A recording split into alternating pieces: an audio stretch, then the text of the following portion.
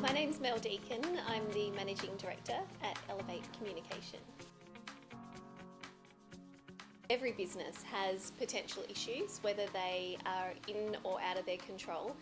Usually you're first aware that there is an issue brewing, and it's really a crisis point when it really is out of control and it's completely snowballing from there.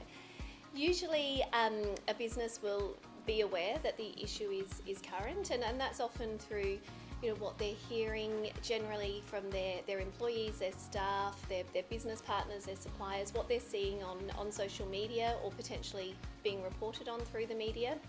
And then of course when it does get into crisis mode, it's everywhere.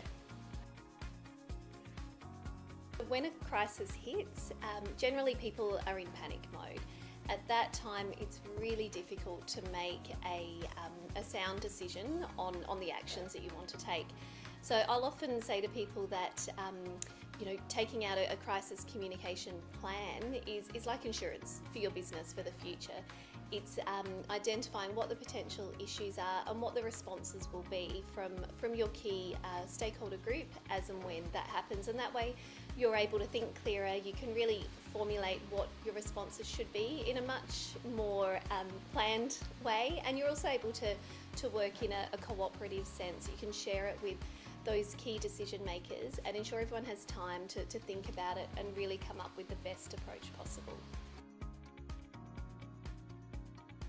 A crisis can hit, it can be anything from a food recall, a product contamination, a delivery driver hitting a pedestrian. There's all of these different things that can happen that have the unfortunate end result that it really can damage the brand and have that knock-on effect for the entire company.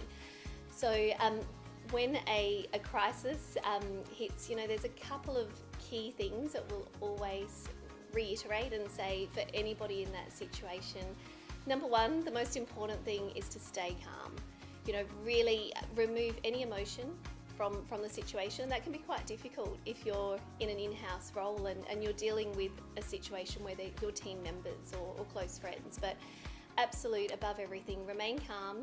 Second to that, understand the facts. Before you do anything, you need to know what did occur, what are the absolute facts based on this issue or this crisis.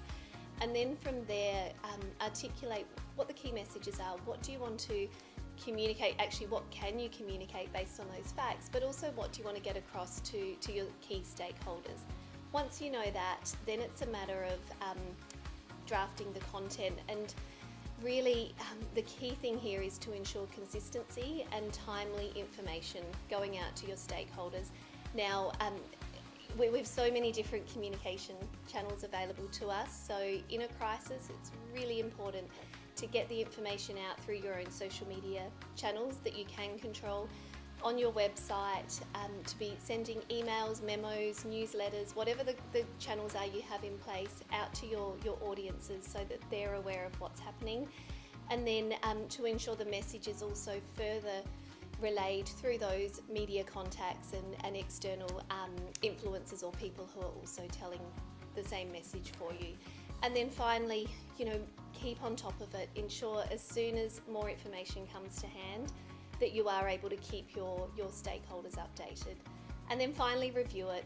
Once the crisis is over and you've got time for the dust to settle, do a review, analyse what you did and really plan for the future. And if it happens again, or you find yourself in a similar situation, that you've got a real understanding of what worked, what didn't work, and what you need to improve upon. I'd say to anybody, don't wait until it's too late. Really, crisis communication planning and management, it should be something that you factor into your budget year on year. It needs to be done, and then it needs to be refreshed.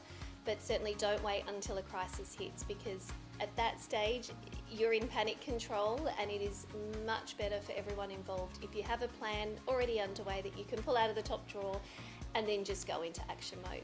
I really urge businesses out there who don't have a crisis communication plan to not leave it until it's too late. Give us a call, come in and have a chat for an obligation-free discussion on how we may be able to help protect your future.